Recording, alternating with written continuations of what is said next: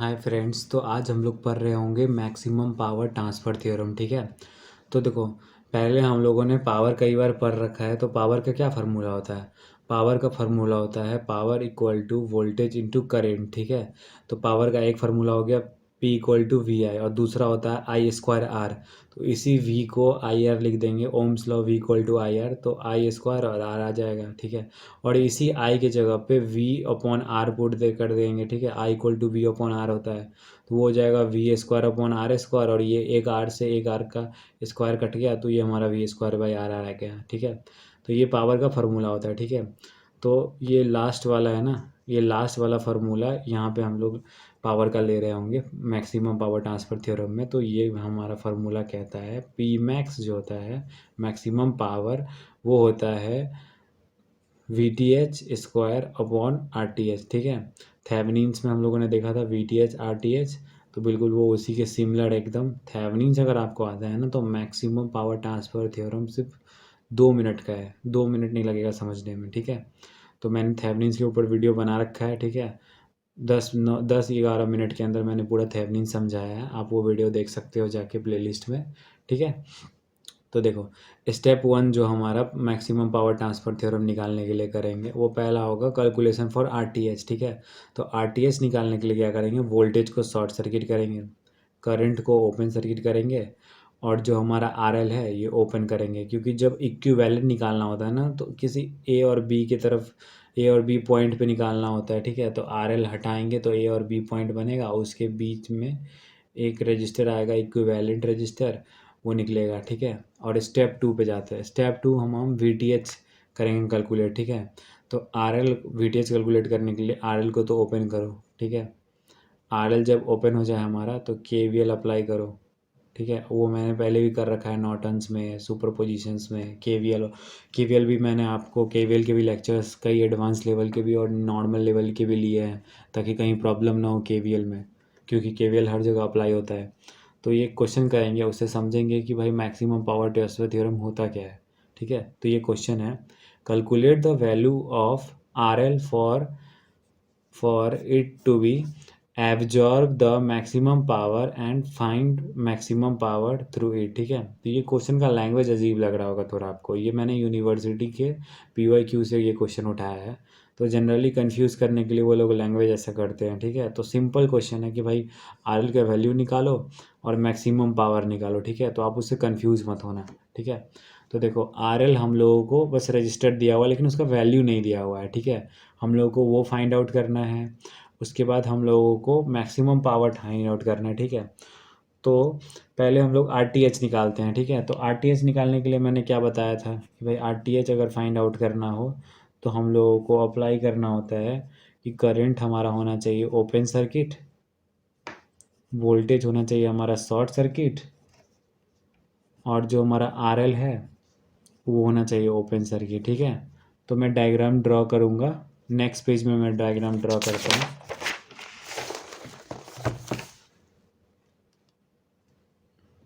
RTH के लिए, तो RTH के लिए मैं क्या करूँगा कि RL को ओपन कर दूँगा, वोल्टेज को शॉर्ट कर दूँगा, और करंट है नहीं, लेकिन करंट होता तो उसको ओपन कर रहा होता मैं।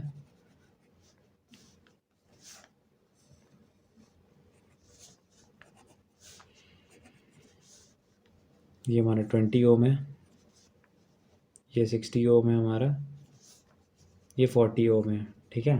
ये हो गया। तो ये हमारा RTH हम लोग फाइंड आउट कर रहे होंगे। ठीक है। तो RTH जब फाइंड आउट करेंगे, तो देखो RTH फाइंड आउट करने के बाद क्या आएगा हमारा, कुछ इस प्रकार से एक रिजल्टेंट जो होगा हमारा रेजिस्टेंस का, इक्विवेलेंट रेजिस्टेंस एक आ जाएगा AB के एक्रॉस। ठीक है। तो ये हमारा कुछ R नेट करके आ जाएगा कुछ। ठीक है। तो इसको हम लोग ऐसे भी लिख सकते हैं, AB। ठीक है। तो ये आ गया हमारा RTH। ठीक है। ये भी RTH ही होगा हमारा। तो इसको हम लोग इस तरह से जब लिखे, तो इससे क्या समझ में आता है, जब A और B को ओपन करा था तो उसके बीच में RL था। ठीक है। तो ये RTH आ गया अब। तो ये इससे क्या हो जाएगा, हमारा RL इक्वल टू RTH हो जाएगा। ठीक है। तो जो हमारा RTH आएगा वही हमारा RL होगा। ठीक है। तो अब मैं RTH निकालता हूँ। तो देखो आरटीएस निकालने के लिए ये दोनों पैरेलल में है और ये दोनों जो पैरेलल का इक्विवेलेंट निकालेंगे तो ये 60 ओम हमारा सीरीज में होगा, ठीक है। तो मैं यहाँ पे लिख रहा हूँ 40 इज़ पैरेलल टू 20 ओम, ठीक है।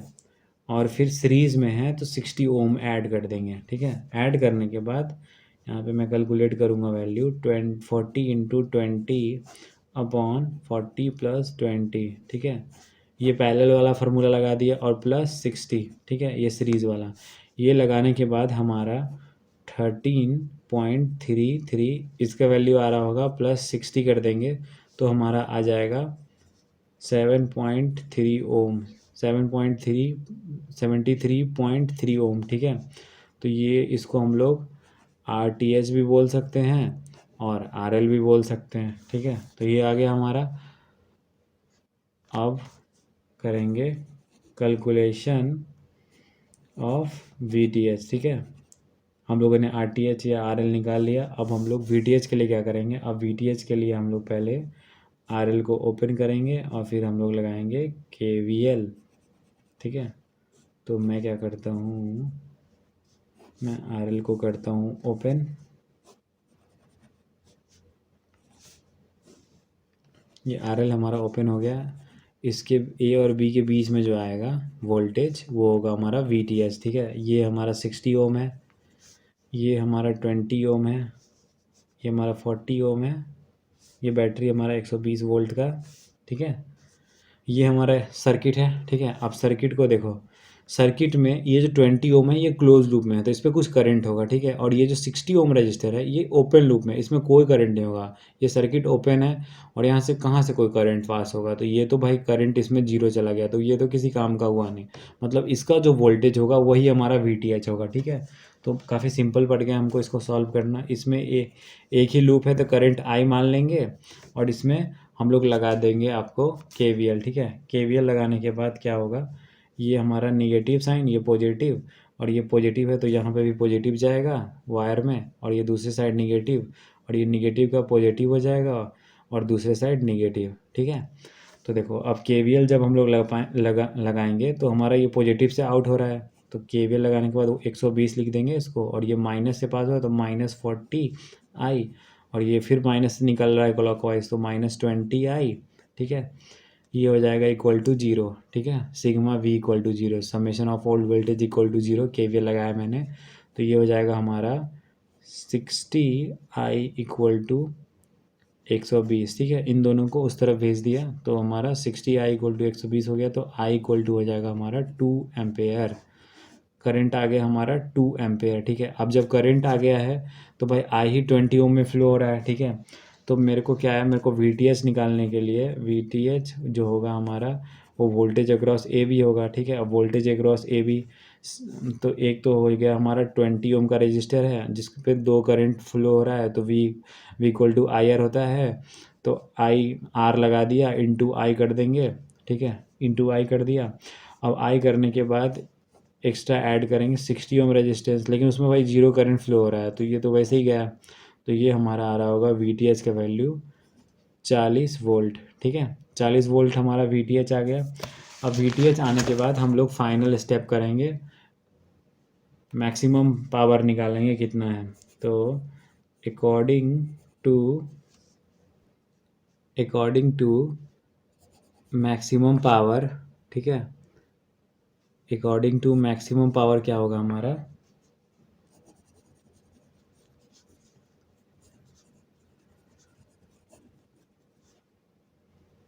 मैक्सिमम पावर ट्रांसफ़र थ्योरम, ठीक है। तो उससे हमारा पी मैक्स का मैंने बताया था फार्मूला आपको, वीटीएच का स्क्वायर अपॉन 4 इंटू आरटीएच, ठीक है। ये हो जाएगा हमारा 40 का स्क्वायर अपॉन 4, ये वीटीएच 40 आया था ना हमारा अभी तुरंत, और ये हमारा आरटीएच हम लोगों ने निकाला था 73.3, ठीक है। तो इसको जब हम लोग कैलकुलेटर में डाल के कैलकुलेट करेंगे तो ये हमारा आ रहा होगा 5.45 वाट, ठीक है। वाट, आप यूनिट का ध्यान देना, ठीक है। पावर है तो भाई वाट भी यूनिट होगा तो डब्ल्यू लगाना, और पावर मैक्स हमारा आ रहा होगा 5.4 वाट, ठीक है। तो ये हमारा पावर आ रहा होगा, ये हमारा आंसर है, ठीक है। तो देखो अब ये हो गया। अब मैं एक और टाइप का जो क्वेश्चन था उसके बारे में भी थोड़ा आइडिया दे देता हूँ आपको, ताकि कोई दूसरा टाइप का क्वेश्चन आए तो आपको वो सॉल्व करने में प्रॉब्लम ना हो, ठीक है।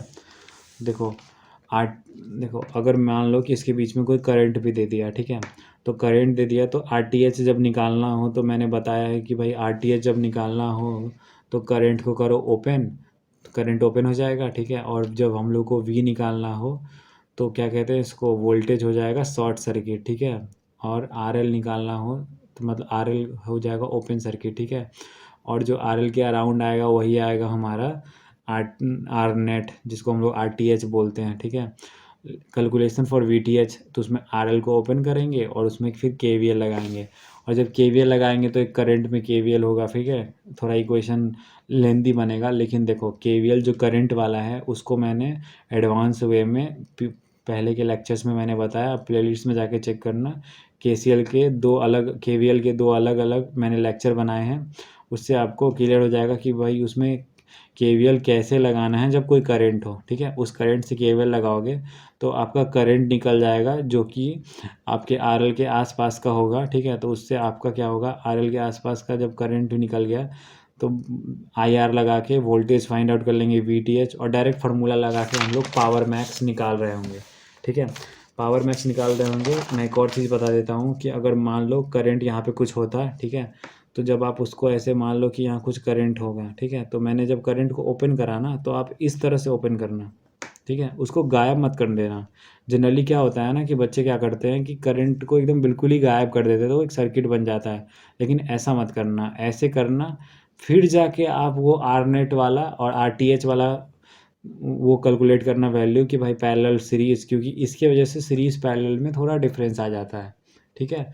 तो आपको जब ओपन करना जब भी करंट को ये या किसी भी चीज़ को, तो इस तरह से करना, ऐसे नहीं कि गायब ही कर दिया, ठीक है। तो ये इतना काफ़ी है power maximum power transfer theorem के लिए। नॉर्टन्स थेवेनिन पढ़ लिया है तो मैक्सिमम पावर ट्रांसफ़र थ्योरम हो ही जाएगा, ठीक है। तो अभी के लिए बस इतना ही। Thank you.